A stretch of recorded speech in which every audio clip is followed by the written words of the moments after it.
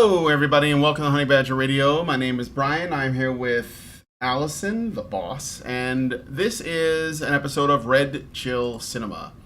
And what we're gonna be talking about today is, you guys probably know about the saga that was us going through the Scooby-Doo spoof show called Velma. It's a spoof off of the Scooby-Doo, but it's no, it is a self-insert. Sort of, it's a self-insert. Yeah. For the creepiest. Like, I'm pretty sure if that girl didn't, I'm pretty sure if rape didn't exist, that woman would be a femcel. Yeah. One of the creepiest human beings that ever did creep on the earth. Yeah. Mindy Kailing. She was known for her role in The Office, I think. I didn't watch The Office, so I don't know much about it. And I also know her. She did like little bit parts in a number of comedies and stuff. But yeah, so she was involved or in charge of doing this. I can't even call it a remake. It's basically just taking the Velma character from the beloved cartoon show Scooby-Doo, Where Are You, and making her the central character, and everything else was essentially like, off the rails. It was just a terrible show. It was a terrible show. Well, yeah, it was poorly written. It was poorly conceived. Yeah. I mean, I would give it a few moments of levity in the final scene, like a final episode. Like, right. I felt like there was some chemistry and amusing quips between the Fred character and the Velma character in the final episode that we watched. It was the only episode that I could tolerate watching. And so I mean, if they had leaned into that, it might have been absolutely hilarious. Like just a crazy buddy cop comedy between like a misogynist and a misandrist. Mm-hmm. That could be amusing. I mean, I would watch it. I mean, if I thought, but again, like, well, I'll talk about why I'm bringing this up. So the two things. Okay, number one, they are making a season 2 now. I'm going to show you guys the article for that. Alice, you don't have to really look at it.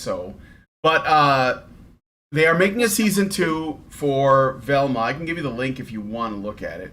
Oh, hold on, I'll just send it through. Want? Huh? Want does not factor into this. Yeah, I know it's not really a want, but I guess it's if I have to, it's it's kind of that. But they are making a season 2. Yep, it's been confirmed. My suspicion is because the show didn't do well, but the problem is I think that there was a contract and that both seasons were already made. At least 2 seasons, so they kind of like have to go through with it. It's kind of like exactly the same thing as this Rings of Power show, right? So Rings of Power is getting another season, and even though like it was universally panned, everyone hated it. Nothing to do with Tolkien's work, it just flew in the face of it all, and it was very clear, made very clear, not just by Tolkien fans, but even just regular folks that like enjoyed the movies, the Peter Jackson movies. But they have to make it a second season because again, contracts, the money's been spent, and now they have to like just kind of go through the motions. So I think that's what's going on with Velma. But what were you gonna say? It's like, I don't know if you've ever suffered from severe constipation and you get to a point where you're like, this is gonna really hurt. Yeah. Studios are with this. I know that's a grotesque analogy, but I think it deserves it. That's what the studios are. We can't go back, but something's gonna have to give. Yeah, I think it's relevant. Yeah. So Albatross says it got a season 2 out of hate watching. That's what they're claiming, but I don't think that's true. I think that's just cope. I mean, really, I mean it's. People will cancel their Warner Brother or their HBO Max, which is a Warner Brothers company, if they feel like that this is being sort of shoved down their throats. I mean, they already tried. Like when people rejected it before, like they did the usual thing of calling people who didn't like the show misogynist and racist and all these other things, just like every other thing that they try to put out there and make us watch. But like the real thing that I want to use this as an opportunity for is to show that these people are just bad at television. They're just bad at writing. So even if like you want to make a parody of of Scooby-Doo, there is a way to do it and enjoy yourself. And I think that the people involved with Velma Season 2 are not enjoying themselves. So I'll demonstrate that in a moment. But first, I guess we'll look at a couple of things from this Movie Web article. And Allison, did you want to say something? Yes, I got the things that need to be thinged. Yeah, you got to thing those things. Yeah. All right. So, once again, wait, no, not once again. Okay, I screwed myself up. Give me a moment. If you would like to send us a message during the show that you would like us to read and respond to on air, please go to feedthebadger.com/justthetip. And that's the very best way to send us a message because, well, for starters, YouTube's coked up spider monkeys don't get their fingers on it. So it goes directly to us. We get the full benefit of the funds. And there was one more reason. Yeah, we actually, the message stays in our community. So it doesn't disappear like super chats into the super chat void that is really difficult to access. So it really helps us out if you go to feedthebadger.com/justthetip, especially if it's a large one because YouTube takes 50%, which is ridiculous. But that's what it is now. So once again, that's feedthebadger.com/justthetip for all of your contacting us needs. And I also want to do a shout out because I'm doing a fundraiser to get my my novel, The Captive Eye, developmentally edited. We did reach the first goal of 3,500 between yesterday and today, but I do have to cover the full cost, which is 7,500. It's just that it's in two separate sort of things. So, but that like the full cost, I have to do a down payment of a certain amount, and then I have to pay the rest. So there's like a month between the two. However, I still need to cover the full thing. So if you're interested in helping me out with that, for the next, I guess, 5 hours, the current fundraiser will be open. So please go to feedthebadger.com/I to help me out with that one. And it's really, really appreciated because writing is sort of how I deal with this stuff, shall we say. Anyway, that's feedthebadger.com/I. I do want to give a shout out to Richard, who once again put in a significant amount, $1,005. I did have a talk with him. I'm like, are you sure? Because this is like now the second really large support. I'm like, you're not trying to tell us anything, are you? But he reassured me and said, nope, I just want to assist you and make sure you get to your goal. So, so we're currently, because of that, thank you, Richard. We're currently sitting at the first down payment funded. Now I just need to get to the next one. So there we go. And if you get them today, I will be opening up again closer to when I have to pay off the rest of it. But there's still 5 hours, so if you can help out, please do so. feedthebadger.com/I. All right, back to you, Brian. Okay, so let's get into it. First, a quick shout out to the Rumble chat. What's up, Rumble chat? How you guys doing? And be sure to leave us comments and send super chats and super chows and all that good stuff. I look forward to seeing your thoughts. So I guess I'll just get into the article here that sort of like, talks about the release of season 2. So last year, Max's Scooby-Doo inspired series Velma took the world by storm for all the wrong reasons. Sad trombone.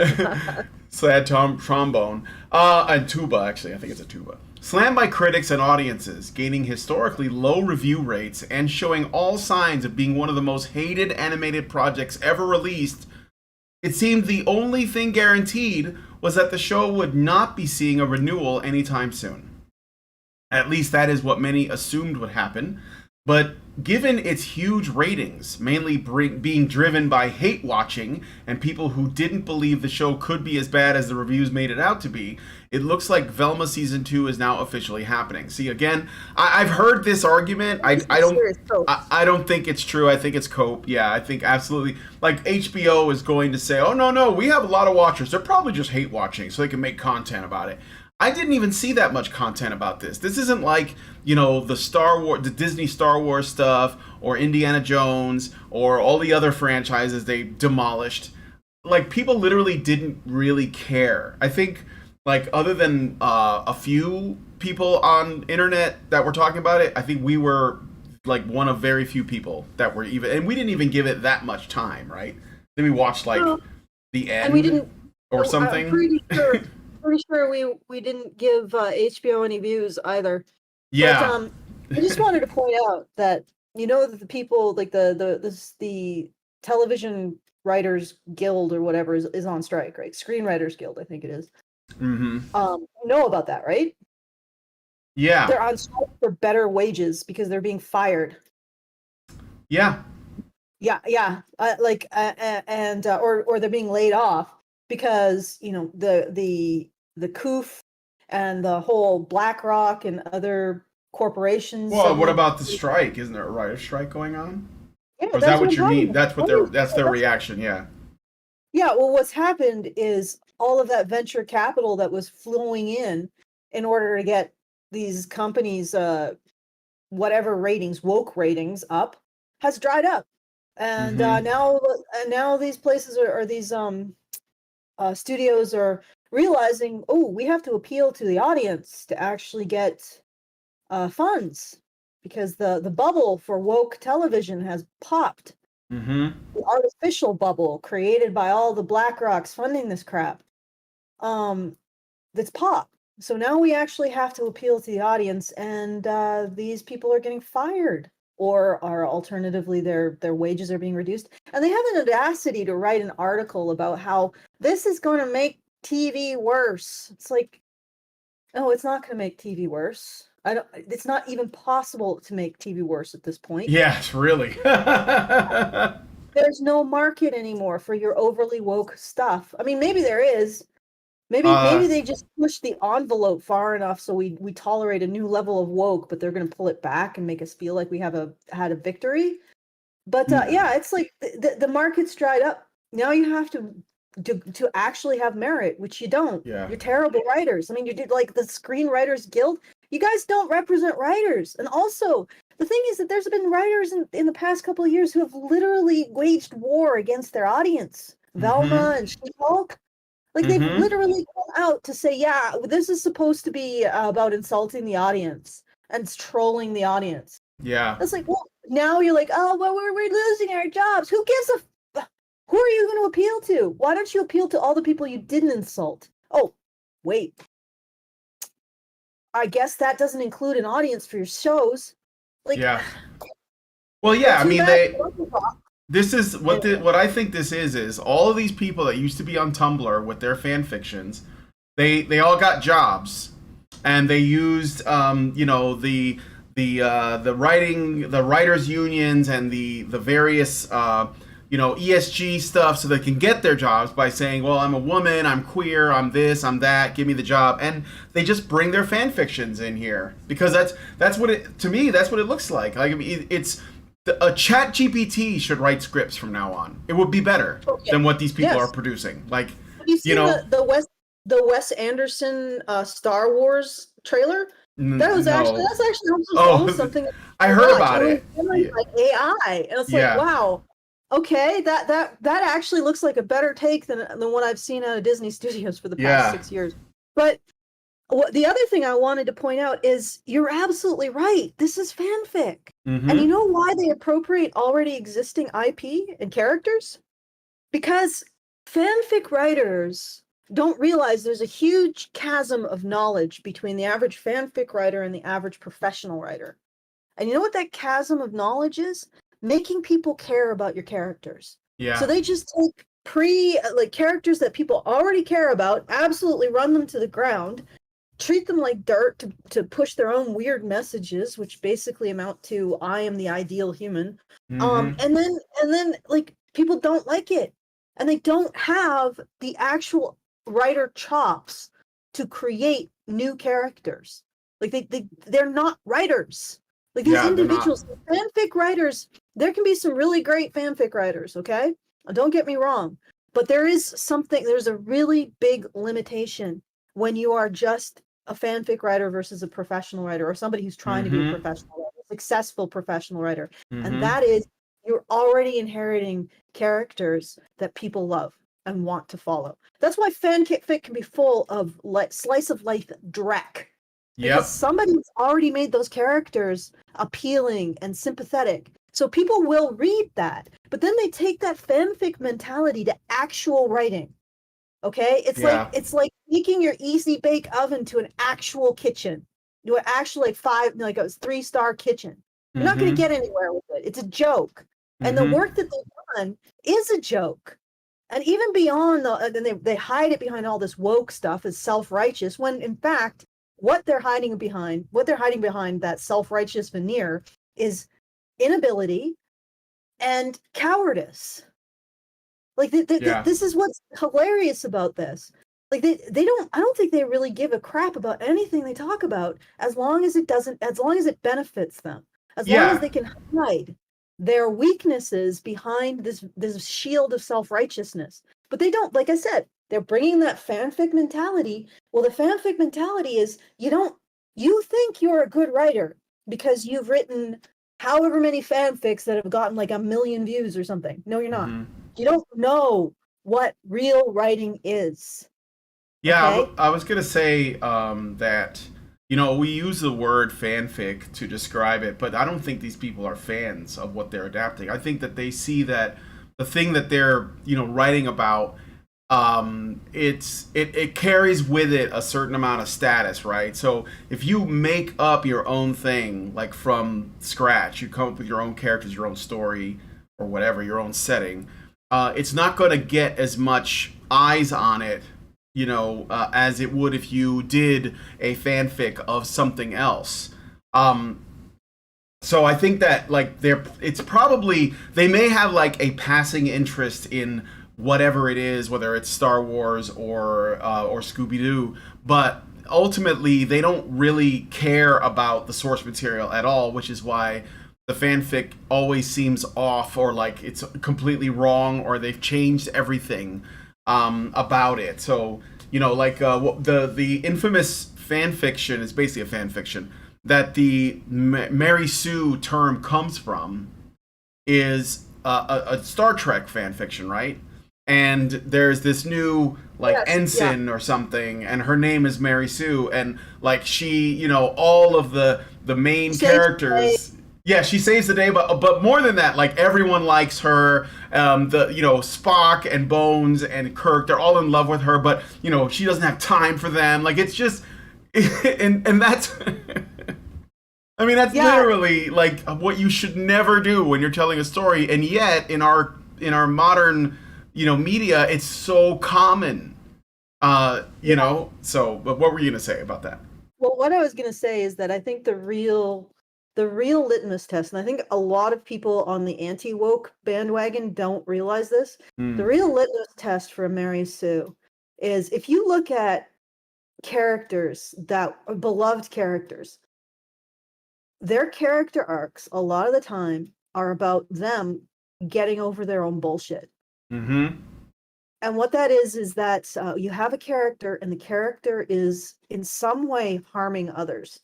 And the story is the process of them dealing with the fallout of their own actions, the negative fallout of their own actions, until they learn to do better, to be a better person.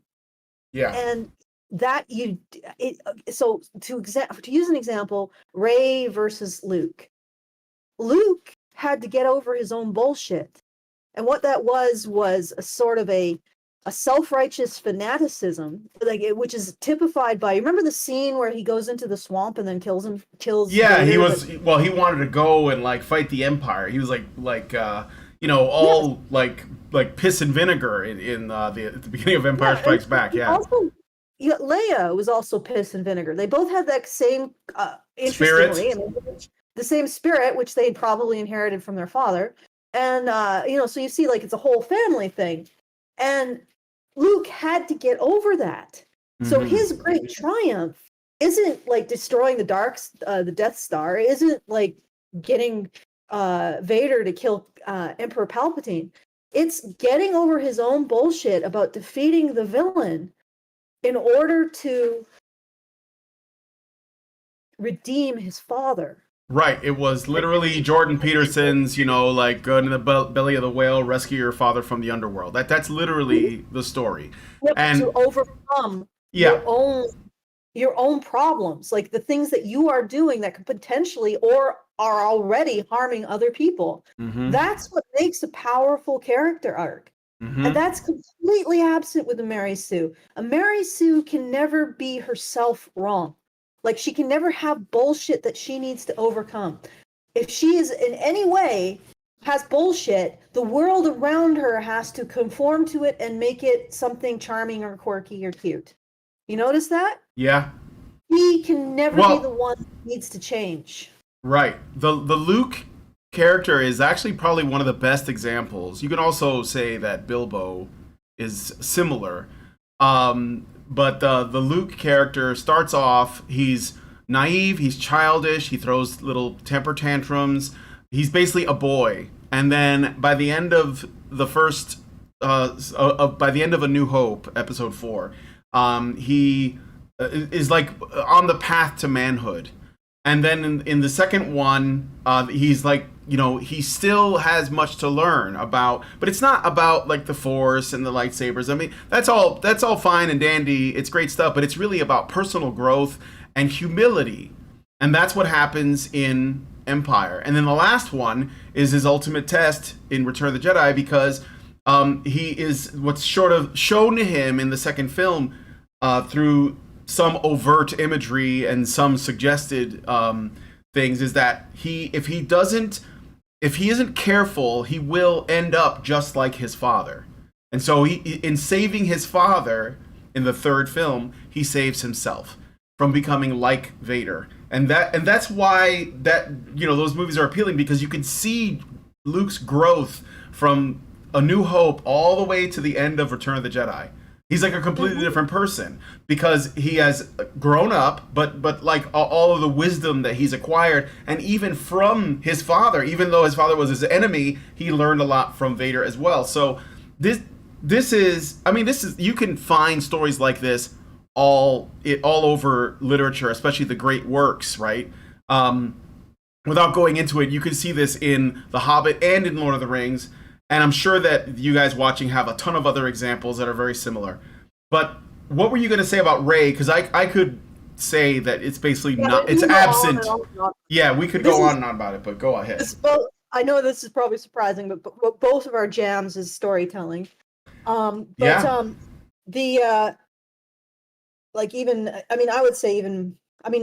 very much care about men's issues, but I am a storyteller. Like, that's my nature. But Rey, all right. What's the problem with Rey? Now, admittedly, I've only watched one of the movies. The first one, Force Awakens. Maybe there's a huge 180 in her character. No. At what point is there a suggestion, especially after the first movie, that Rey has bullshit she needs to overcome? And what that means is that she is harming other people. She's choosing to harm other people.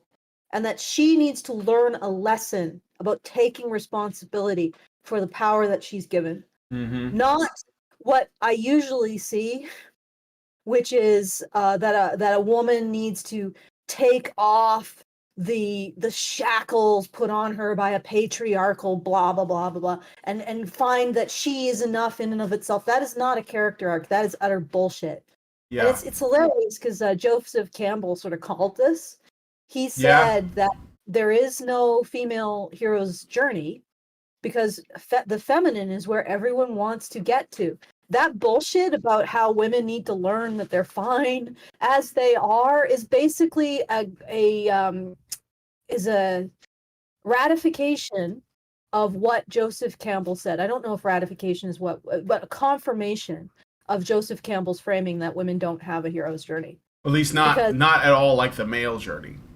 Well, I mean, I don't even think it's a hero's journey, period. Like, really, that your great discovery is that you're fine as you are? No. That's not a journey at all. That's literally a feminist like idea, because like Captain Marvel, that's the story of Captain Marvel, right? Like, she was great as she was. It's just men were holding her back. That's literally the point of that movie. Which that is basically what no. Joseph Campbell said, which is hysterical because the feminists were upset with him. He's like, nope, there's no female hero's journey, and they're like, wow, we'll How show dare? you. How We'll dare? show women discovering that the feminine is the end goal of everything. It's like, that's exactly what he said. Mm-hmm. He basically said that the feminine and the female is complete in and of itself. Therefore, there can be no feminine hero's journey. You know, the only way you can have a hero's journey is if the hero says, boy, or not says, but has bullshit that they need to overcome through mentors, through training, through questioning themselves, through doubting, and ultimately take responsibility for the powers they have. If you're saying that femininity is static and perfect as it is, the two concepts are incompatible. And that's why Mary Sue's exist, because the women writing them and the men, they don't understand that a powerful character needs to have that arc where they learn that they are engaging in bullshit behavior and they need to challenge themselves about it and overcome it. That's the hero's journey. More than anything else, it isn't just, oh, I'm going to level up. You know, like I'm going to go find the black pearl and then the purple pearl and then the red pearl and then I'm going to have a whole pearl necklace and take out the galaxy. You know, that's bullshit. That's naughty. That's nothing. Yeah. Erotic. I don't have the button handy. I'll just do it myself. I do. I know what you mean. You know, that's why Rey is Mary Sue. Like, there's no recognition that she's internal bullshit. That's why most female characters written today are Mary Sue's. They're terrible because there's no recognition that they have bullshit that they need to overcome.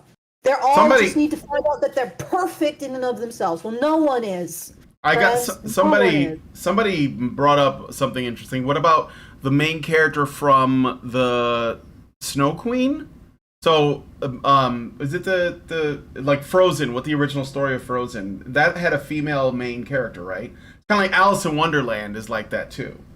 I guess those could be. I mean, they're not. Their construction is completely different from the male hero's journey.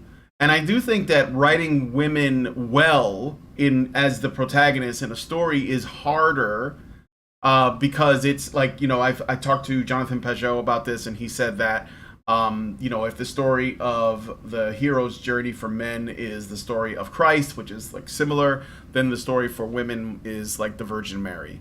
And it's tricky to write a good story in that framework, but I think it can be done. And I think, like I think of Alice in Wonderland. I think of The Wizard of Oz, right? It's all social stuff. Like, she makes friends with the Scarecrow and the Lion and the Tin Man, and they, you know, and she discovers, like, she unravels the mystery. Maybe that's why, what was the name of those really popular books that had a female teenager that was like solving mysteries? You know what I'm talking about? Nancy Drew. Yeah, Nancy Drew, right. Like, those were, you know, they were huge. I mean, granted, there was also a male version, the Hardy Boys, but yeah. Right. Okay, so I can give you some I think I can add to that. All right, with Dorothy, she had to discover that her desire for something more than home, like that home is something worth, I guess, fighting for or wanting to get back to. So there was some bullshit that she had to deal with. With Nancy Drew, like, mysteries are a bit different. Mysteries and action stories can be a little bit different because the draw isn't necessarily a character overcoming themselves. The draw is often, for a mystery, it's watching someone solve a mystery. So you're watching someone make connections, or in an action movie, you're watching someone respond to external circumstances. That's sort of the emotional draw. Or paying attention to details, you know, like Hercule and Sherlock Holmes. Yeah, fascinating. That's fascinating for people. It doesn't necessarily have to include like a character arc. Often doesn't, because mysteries are reoccurring. And they don't want to, like, if you change too much about the character, it's difficult to keep going in a in a series that doesn't have a finite end. So mysteries, they tend to have a really interesting character, but the character themselves doesn't do a lot of evolution. Same with action, and that's fine because it's sort of a different kind of genre. But this kind of hero's journey character arc, I think, really needs that sense of self-doubt and questioning your own. Spider-Man is as an example of this. That is like the prototypical like hero's journey. Yeah. To overcoming your own bullshit. Yeah, for sure. You don't see that with female characters. No. In many senses, like you don't, and it's really unfortunate because you get really flat female characters, and like there is a lot of ways to have a character overcome their own bullshit. There's only one way to have a character discover that they're perfectly fine as they are. Yeah. Basically, they're just writing one female character, and that one female character is flat and boring. Yeah. There you go. I mean, even Leia had her own, because she had some of the same problems that Luke did, and definitely that Vader did. This kind of self-righteous vehemence. And she was justified in a lot of ways, but Vader felt like he was justified. You mean Vader in the original trilogy or Anakin in the prequel trilogy? Yeah, Anakin. yeah. Okay. Yeah. Sorry about that. No, it's okay. I just want to, because Anakin does definitely. I mean, it's tragic, but it's an arc nonetheless. So. Well, I mean, the whole thing really, when you really look at it from that kind of emotional, what bullshit are they overcoming thematic arc, it really fits together very well. I think the prequels suffered from, I think Lucas has an ooh shiny syndrome, and when he's sort of reined in by a producer, or reined in by the studio, or reined in by limitations on his resources, that doesn't come across as much. So you see more of his like the things that he feels like he needs to say emotionally, if that makes sense. As opposed to the ooh shiny, a squirrel. Yeah, right. Let's come up with 10. I got 10 idea for 10 more aliens in the background. I'm gonna stick them in there. But they're not really important. They're not really important. It's like the main story is here. So I mean, when he has constraints, that comes through more strongly. When he doesn't, like it's more like more ooh shiny. But anyway, but the original trilogy really had this in spades, and Leia was a reflection of Luke, and they both were a reflection of their father, and all of them had to sort of deal with the same bullshit. Yeah. Like I think Leia's.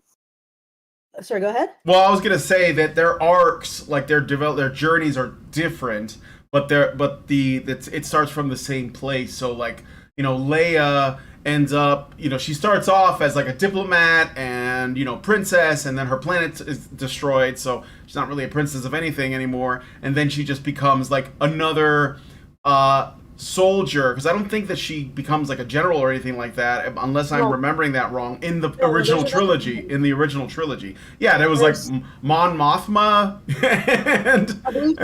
and then there's like some bearded guy. I forget their names and everything, so I apologize for that. But what I'm saying is that she also learns like some humility. She learns to she falls in love with Han. She goes and rescues him.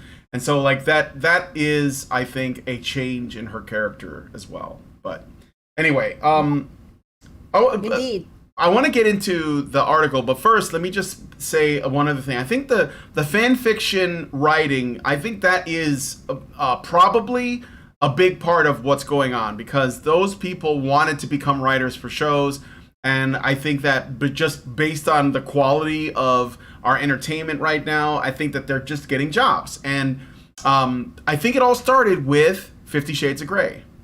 Because I think 50 Shades of Grey was the first, or one of the first, fan fictions that became their own franchise. Because if I remember correctly, 50 Shades of Grey was Twilight fan fiction. Now, the bar is really low if you're starting from Twilight, which also appears to be fan fiction, but I mean, from what I understand, it's not. And then you make 50 Shades of Grey based on Twilight. But and then 50 Shades of Grey went on to be a gigantic seller with women, right? Like, it sells it sold so many copies. And like Karen writes, like degenerate stuff, but she doesn't sell the kinds of copies that 50 Shades did. So I don't know. That's just something I'm throwing out there.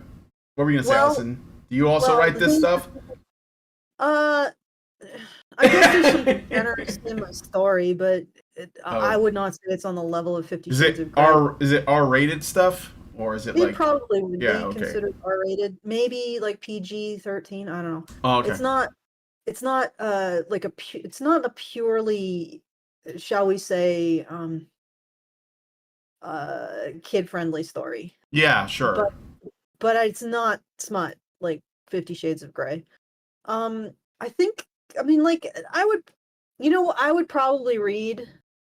probably should read 50 Shades of Grey and Twilight just to understand the appeal. I may not actually understand the appeal. I remember when we did a reading. I think it's just porn, but go ahead. We did a reading of 50 Shades of Grey, with the patrons. Oh, yeah. We changed Christian Grey into Christian Greybeard. Yeah. Like, and we just gave him like a pirate accent. It was actually that's great. Yeah. She's driving me nuts. She's driving. Literally. No, it was actually pretty funny. But there's probably something in it that could be analyzed for why it has a mass appeal. Like just maybe the emotional story. Maybe. Although what's really happened as a result of that is everybody's doing these really crappy young adult romance, and they actually call it young adult romance so they can have the sex without feeling bad that they're writing for 12-year-olds. Yeah. So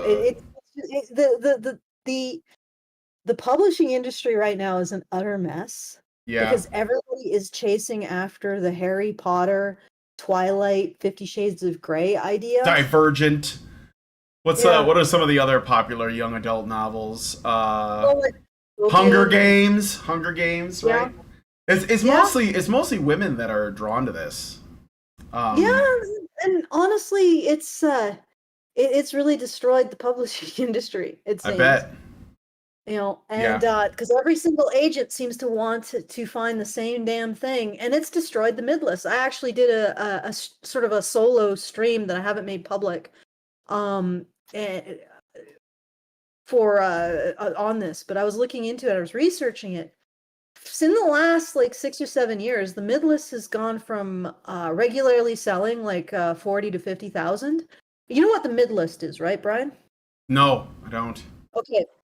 The mid-list is the books that publishers put out that are not bestsellers, so they're not the Grissams or Daniel Steele's or King's, but they do sell well.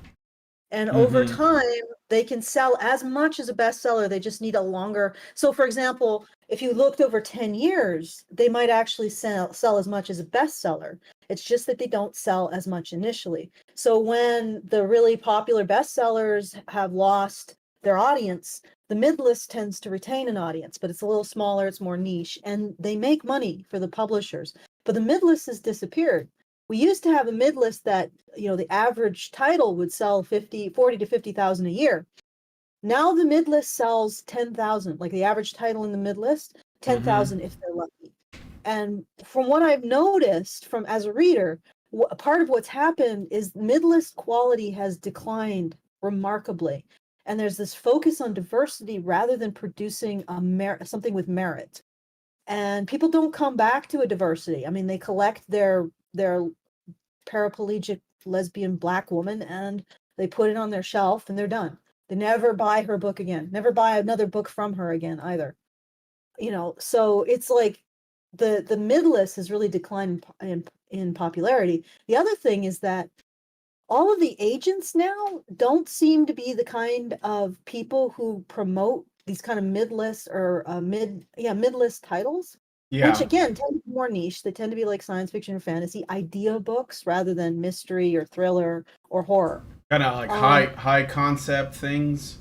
Yeah, the stuff like I said, it gains an audience and it keeps an audience, but it doesn't really sell really fast initially because it maybe has a higher bar of entry in terms of having to think about things. You're not just, you don't start on page 1 and then just move through tepid pudding till the end. You actually have to think about what's going on. Like one of the agents I listened to while I was doing the research on this said that they don't like prologues that start well before the beginning of the story, or stories that switch point of view or switch time. I'm like, are you a child? Like now you have just removed almost everything in the mid list, like the science fiction and fantasy mid list. This is like common science fiction and fantasy tropes. And to have a prologue set in the past to sort of set the world building, to switch between times and points of view, to just give you a wide swath. And I'm like, so this is one of the agents that's preventing books from being published. Have you ever made the connection between that and the fact that the mid list is just getting worse and worse every year? I mean, in another 5 years, probably the mid list will be lucky if they sell 1,000 books per entry. Anyway, so this is just, again, more of the same destruction of storytelling that we're seeing across the board. Yep. And this is a digression, so we need to get back to the... Okay, we'll get back, but I agree on all that. I do have a super chat. I'm going to read it real quick. It's from Meredith G, who gives us $5. Thank you, Meredith. And she says, Red Chill Cinema, Honey for the Badgers. Velma didn't renew the second season. The episodes were produced with the first season. Mindy Kailing is the writer who was the driving force behind this, and she was picked specifically because she ticked some diversity boxes. This show demonstrated she was overrated. Yeah, so I was going to say, I thought that they had already had almost everything like written up or created, and that they were, I mean, I guess they split it into 2 seasons, but it was intended to be just one big season. So they're just splitting it in half and hoping, I guess, that people will want to watch the rest of it, or maybe they had to change some things. I don't know. But thank you for the super chow. Again, if you guys want to send a super chow, go to feedthebadger.com/just-the-tip, and you should be able to do it. And we will get more of the donation as opposed to going through YouTube. You can also send us a Rumble rant. I don't know how much Rumble takes, but I'm pretty sure it's less, like a lot less than YouTube does. 10%, I think. Yeah, it's like 10%. 75, I don't know, something like that. So yeah, I mean, and of course, there's also the issue of like the censorship and also the disappearing comments. So it's the best way to get in contact with us. Yeah, just the tip. Yeah, for sure. And maybe one day we won't even be on YouTube if they get crazy enough. So maybe follow us on Rumble at HB Radio, I believe is the name of the channel, and Twitch, which is the same. So anyway, let me finish this article. It's really short. It's just talking about season 2 of Velma. So Velma Season 2 is now officially happening. Again, it was already made. As per comicbook.com, Warner Brothers Discovery held their panel today at Annecy Festival, which saw them revealing details of their upcoming animated projects. Boy, to be a fly on the wall in that room. I wonder how many people actually went to this to this panel. After months of speculation and rumor that Velma would incredulously be getting another bite of the cherry, the panel confirmed that Mindy Kailing's reimagining of the Scooby-Doo franchise as an R-rated murder mystery will be getting new episodes for everyone to enjoy or enjoy hating some more. While there has been no further details revealed about how the second series will take on board the many criticisms of the first, if at all, it is pretty much guaranteed that the voice cast, including Kailing, Constance Wu, and Sam Richardson, will be returning to voice their unique versions of the much-loved Scooby Gang. There are many reboots, right? So, anyway, I'll just leave it at that. They just kind of like go on to say that, this show wasn't very popular, but it has high ratings because of hate watching, which, again, I don't think I agree with. And I wanted to show, that there's nothing wrong with parody. So, I mean, I like parody when it's well done. Airplane is one of my favorite comedies, and it parodied all of these kind of disaster films that were really popular at the time. And there was a TV show, very short-lived, very ingenious. It was called Police Squad, and it was making fun of all these cop shows that were very popular. Like these kind of gumshoe detective shows that were really popular. And there's lots of other examples, right? That are done well. And what the difference is, in my opinion, is that you know that it's done well if the person who's making the parody is in love with what they're parodying. So if they're like a big fan of what it is they're parodying, they can poke fun at it because they know that it's, maybe they find there are some things that are kind of absurd or whatever, but they like it anyway, right? And does that make sense, Allison? What I'm saying, like that you can parody something and love it, so you kind of honor it while you're poking fun.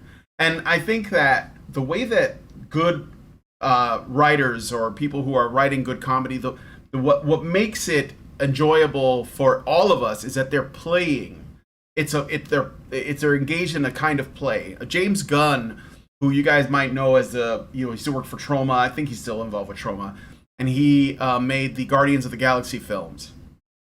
I didn't see the last one, so I don't know about that, but I know the first one especially was incredible, right? And everyone loved it. And he said in an interview that why he liked it so much is that he believed that, making films or directing or whatever it is, you have to be able to do some playing. And of course, if you watch Guardians, it's a lot of fun to watch because he was engaged in play. He knew that he was telling a story that was so like out there, it's in outer space and there's a tree and a raccoon and all of it. But he was like, I'm just going to lean into it and I'm just going to, humanize these characters as much as possible. And he did. That was why the Guardians worked, because it wasn't because they were aliens, it was because they were like us, but they looked alien.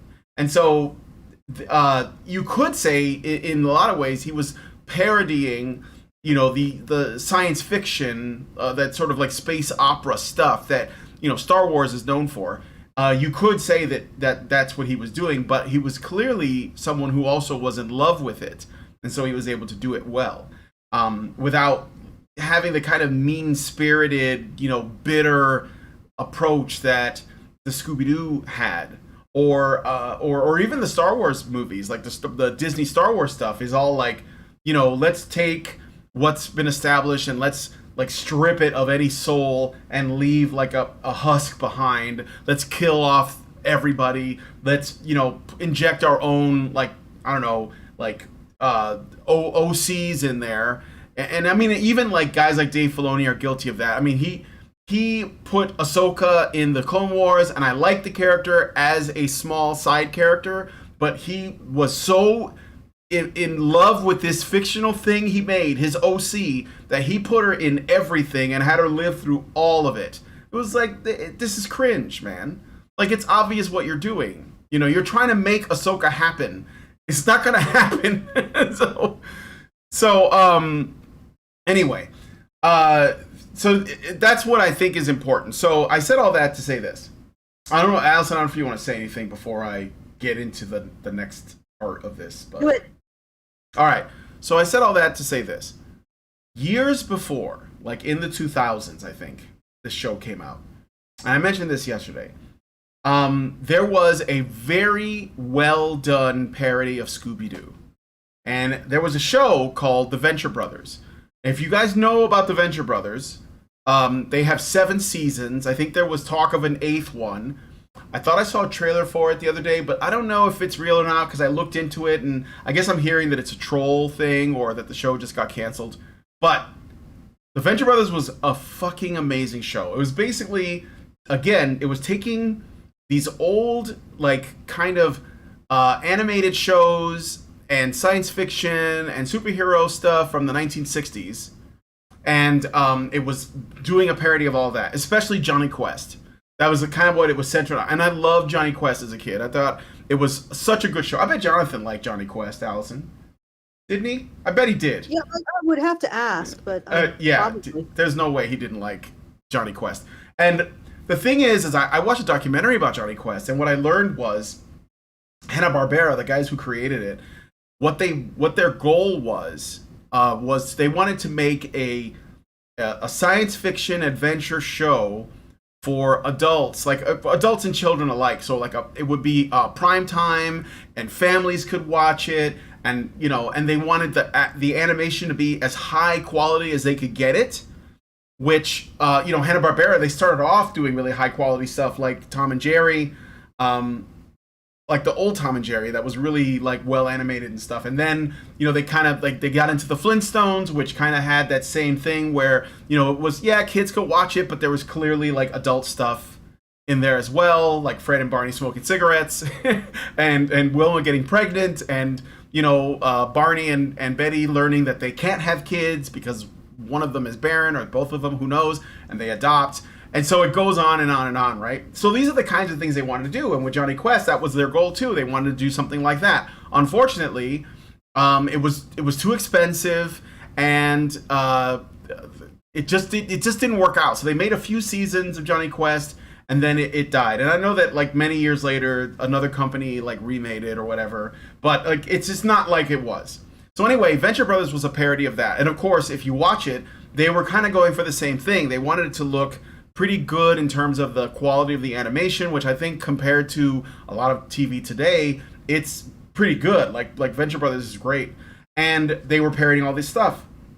They had Johnny Quest, they parodied the general sort of supervillainy shows, they parodied the Fantastic Four, they parodied all these other things that were popular in the 60s.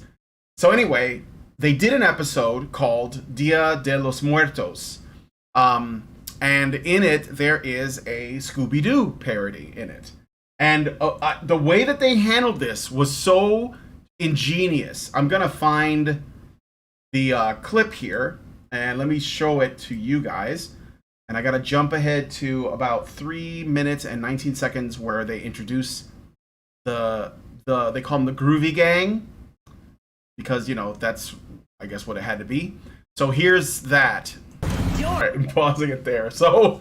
Oh my god.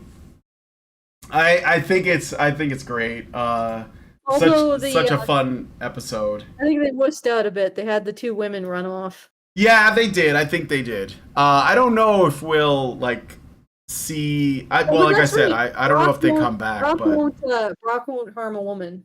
That's one of his defining characteristics. I think that's true. But there's a whole storyline behind that. Is it the guy? Is it with the guy? His commanding officer. His commanding officer. Yeah, like based on he's based on what's his name? The Gonzo journalist. You know what I'm talking about? Hunter. Yeah, Hunter S. Thompson. His name is Hunter. He's based on Hunter S. Thompson. Yes. That guy's hilarious. He gets a sex change operation, gets boobs. to protect himself from Brock. So. Yes, that's right. Yeah, that's good. Okay. See, so they just transitioning for jokes. No. They just wuss out. They had to deal with the Brock's continuous thing that he does not harm women. Okay. So I got a super. That's all I wanted to show. I did get a super chow from Anonymous. Again, if you wanted your name shown, you can just tag me in the live chat and say I'm the person who sent this. But thank you. Anonymous sent us $5 and says, "You're right about the psychos thriving in feminism, like that one politician or celebrity dude that beat the shit out of his girlfriends during sex. He identified as a feminist. I think he's Indian, Pakistani, or some kind of Arab or Jewish or whatever." Are you talking about the guy from Canada? He didn't beat the women. They wanted him to choke them or something like that. You remember who I'm talking about? I forget his name. We covered that. He's like an actor or something. Yeah, Gian Gomeshi. Yeah, Gian Gomeshi. Yeah. I don't know if that's who you're talking about, but that's what I'm thinking of. I wouldn't peg Brock as a guy that gets pegged, or be into that. I think that's an attack on white men's masculinity. Don't think would try that shit with Black Dynamite. It's socially okay to do that shit with white dudes and even Asian men. Well, we'll see. I mean, like I said, I haven't seen the episode yet. I tend to agree that if you're going to do this kind of thing, it's probably safer to do it to a white character than a non-white character. But I'd have to see the episode. So thanks for the super chow, though, anonymous person. Honestly, I think that part of it was a gender reversal, but Yeah. they didn't do like the feminist gender reversal. They did an actual gender reversal between Brock and Wariana. I think she's like a superheroine. I see. And it's from what I remember, I did have that like, ooh, what are they doing here? But then when I watched it, I'm like, I can't tell. Yeah. And Sometimes you can't. Sometimes I can't, so I'd have to leave it up to other people. Like, I'm not gonna freak out about whatever Brock wants to do in the bedroom, or say he's less awesome and manly. Or maybe it's one of those things, because again, I haven't seen it, but maybe it's one of those things where Brock has had all of the experiences, and this is just a new experience. So, you know, I really think they were leaning into the sex addict thing. Yeah. And the fact that Brock has done a lot of questionable shit. Yeah. Sexually in his life. Yeah. And I mean, like, I'm like, well, if you can't have fun with that, then, like, I wouldn't want to live in a world where that is less acceptable. But again, it's possible. I'll see. But nonetheless, like, even if that is a thing, I think the rest of the show seems fine. But I haven't. It's not convinced that Brock doesn't like it, which I think is one of the things that is about the humiliation aspect. Mm-hmm. And I think what they were going for was honestly like some kind of gender reversal, but where this is only vague memory, so I could be completely wrong, but Wariana sort of plays the man who has to appeal and court, because sometimes they do, and that's the other thing about the Venture Brothers, they often do play with gender. Yeah. Because you remember, I don't know if you've seen this episode, but we find out who the mother to the yes. Wait. There was an episode where there was a woman who kidnaps the boys, and she claims to be the mother, but they don't. Yes. They don't really seal the deal on it. Sure. Yeah, they don't reveal it for sure. There is some implication that she like sexually and physically abused Rusty. Yeah. She gets they're taken away by the police at one point, and he's in like a blanket. Yeah. With a cup of therapy tea or something. Yeah. And so there's this strong implication. Of course, Brock is really protective of Rusty against this woman as well. And against the boys. But so there's and I was watching that, and I'm like, they're doing a gender reversal. I mean, it's not a genuine gender reversal because men, of course, are abused sexually and physically by women.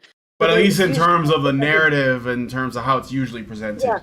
Yeah. It's usually presented. And I'm like, that's interesting. So they have done that in the past, which is another reason why I'm wondering about it. But the thing is that when they do it in such a way that the male characters aren't considered lesser, if that makes any sense. Like, it's not a feminist gender reversal, it's like a genuine one, where they're really looking at the actual differences between men and women and how they're portrayed and poking fun of it. But that's I'm just getting off into the weeds because I actually really love Venture Brothers. I do too. I think it's a good show, and I would recommend it. To people if you want to watch it, and if you were like grew up on like shows like Johnny Quest, it's definitely worth checking out. That's all I'll say. But yeah, it's a good show, and it again, like this guy like Doc Hammer, I think he's like one of the main producers and writers and voice actors on the show. I think he does like a lot of the characters. He's like in a goth, or he was in like a goth band. I mean, he's like basically a Renaissance man. He's done like a lot of different things, and he is most interested. From what it appears, and I've seen an interview with him. He just wants to have fun with the content, and you can't have fun with content if you're constantly, you feel like you're in a constant battle, with the world, and I think that. That's probably why this show is so good. I mean, so far, like I said, I only got to season 4, but I liked it.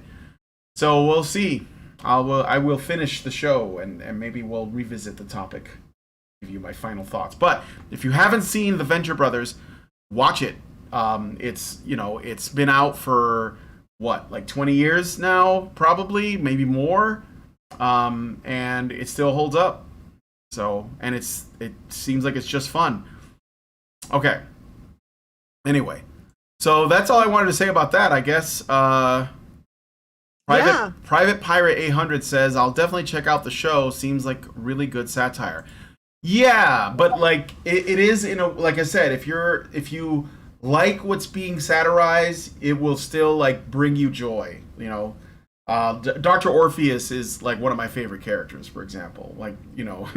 So there's a lot of good characters though. I like Dr. Orpheus. The Phantom Limb is good too. The Sovereign, there's a big twist reveal on that character. So anyway, it's just well done. Yeah, and I have to get other opinions on Warriana and Brock and their relationship. Yeah, I'll look it up. I liked Molotov Cock Tease. I thought that was a good character too. From what I remember, there was a moment where Alexis, like that's Warriana's name, had to sort of apologize to Brock for being an asshole. Mm-hmm. So is she like a woman warrior type, like a Red Sonja or something? Okay. Well, she's actually really freaking, like, if you look at her character, I'll show you an image. Mm-hmm. Okay. I'll send you an image. Somebody said Dr. Killinger. Yeah, Dr. Killinger is great too with his magic motor bag. The magic motor bag. Alright, so she's definitely... Oh, she's like Wonder Woman. Somebody said she's like Wonder Woman. Yeah, she's definitely big, shall we say. Oh, not fat. Muscular? Yeah, like ridiculously so. Oh, I see. Yeah. Oh yeah, that's totally Wonder Woman. Alright, let me take a look here. I don't know if I'm gonna be able to show this, but I will try. Show it to the audience. There it goes. And you guys can see her. So Look it up to a question to the viewer if the way they depicted that relationship was woke. So I did remember that she had to apologize to him at some point, which is unusual. Mm-hmm. Anyway, and that she was also fairly protective of him. Yeah. Okay, so that's this. Okay. Well, I'll do the spiel, right? Oh, do you have any like, I don't know if you do, but maybe you have thank yous or something, or have you not looked? No, I can double check. Okay. But nobody, since no one has put anything additional through. I think there's only a couple hours left if you want to. So that's feedthebadger.com/I. If you want to help me out to make sure I can get this published, to get it properly edited. Because I don't want to just be another YouTuber that puts a book out on the market that's crap. Mm-hmm. Oh, I think I just threw some shade. I'm not going to specify, but there is a small college. It's interesting because I went on this little rabbit hole, right? Because I was researching the publishing industry. And I was listening to a woman who had brought on a whole bunch of agents who were all... I briefly mentioned one of them was like, I don't like a book that challenges me in any way because I'm stupid. And then the others were all like, oh, diversity, diversity, diversity, and all kinds of contradictory and impossible advice. And it really just came across as we all like diversity and we like what pleases us, and you have to guess. And I'm like, so I said, okay, so this is interesting. I'm going to look up the writing of the YouTuber because she talked about how she was debuting her novel. Mm-hmm. And I looked it up, and apparently I fell down this rabbit hole where she was humiliated off the internet because she bought like 5-star reviews because her writing was terrible. And it would be okay if she's just a creative who debuts with something that's not great, because a lot of writers start with a really bad first novel. But the thing is that she billed herself as somebody who critiqued writing, right? Yeah. And then she ended up not taking her own advice, essentially. And then I fell down this rabbit hole, and I found out there are YouTubers out there who've been publishing novels and like reviewing each other's novels, giving each other 5-star reviews, and the novels themselves are, shall we say, not very good.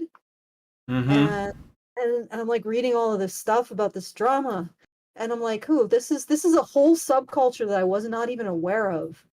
It's called booktubers, and but that's what I'm referencing. So it's interesting, but my point is that I don't want to be like that. I want to actually try to do my best, whatever that is.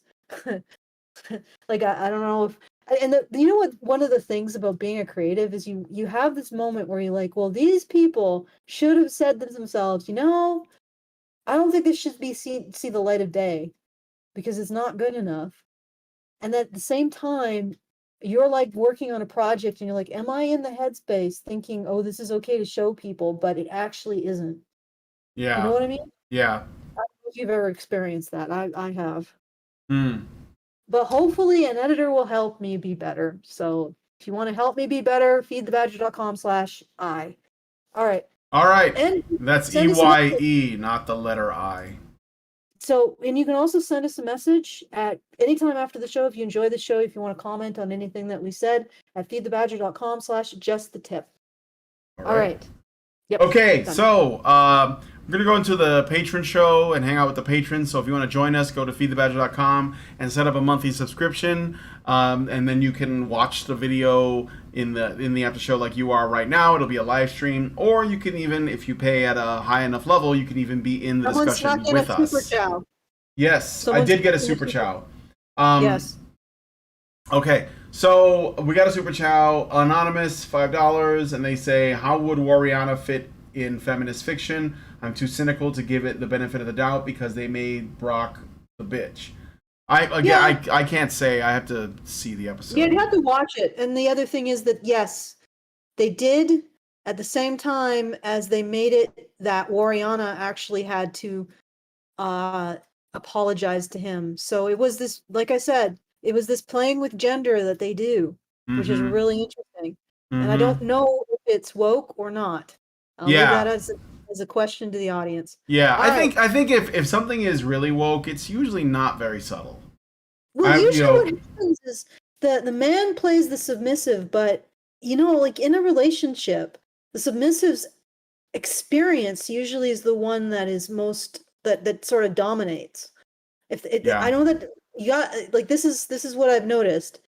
So a dominant person will be dominant, but they will have to judge themselves and their actions by their benefit or lack of benefit to the submissive. And there was that kind of quality to their relationship that Oriana may have been dominant, but at the same time, her actions were judged based on Brock's benefit. So it's like topping from the bottom, which, like when I think about it, I honestly would think that the people behind Venture Brothers would be interested in exploring things like that. Because look at what they did with Valerie Salinas and Ted Bundy. They are looking at really interesting aspects. And that's what one of the things that makes Venture Brothers really compelling long term is that they do look at interesting aspects of human psychology. And present it, and you can sort of scratch your head and think about it. But anyway, that's my spiel. I don't know. I cannot answer your question, sir. All right. So we're gonna go into the after show. Sarah is asking, where do I watch the after show? If you are a subscriber, you should have a link to join the Discord, and in the Discord, you will see under there's a page or a chat. It's a channel. It's called After Show and Patron Only content. Yeah, it's called After Show and Patron Only, so right? You get you get content. For example, the stream that I did on publishing is in there. It's not live yet at all. We put rationings through there, so people have actually seen a couple rationings ahead of what you see on the main channel. So it's got lots of bonus content. It's definitely worth it. $5 a month. You can get the subscription at feedthebadger.com. It might be a little bit deep in there. I don't know. Do you have a link to that in the low bar? Link to what? A link to the after shows? to the subscriptions so they can actually. I think it's there might not be, but I mean, if you go to, I don't know why it would be buried, but if you go to feedthebadger.com, it should be in there. It's let me see which one it is. Give me some Monopoly, not Monopoly. What is that? What are you talking? Oh, music. Yes, like no, I'm not saying do it. I know. Oh, you mean like do do do do do do do do do do do do do do. Yeah, there's a subscription in the second column. Subscription I want to get monthly support behind access. That's what I thought. There's also Feed the Badger Media Monthly. That one is just and if you're a member, you're gonna get emails about the patron shows. So because I send them out. So you should have got an email with a link, so you can just go right to it. All right. So anyway, hopefully I'll see you in the live chat. If you guys like this video, please smash like, subscribe if you're not already subscribed, hit the bell for notifications, leave us a comment, let us know what you guys think about what we discussed in the show today. Do you know about the stories behind the characters that these that were the replacements for the Scooby Gang? Let us know in the comments, and what do you think? Have you seen this Venture Brothers? What are your thoughts on it? And if not, are you interested in checking it out? Thank you guys so much for coming on today's show. Please share this video, and we will talk to you all. Well, I'll see you tomorrow. Men's rights activists are machines, dude. Okay? They are literal machines. They are talking point machines. They are impossible to fucking deal with, especially if you have like a couple dudes who have good memory on top of that too. Holy shit, you're fucked.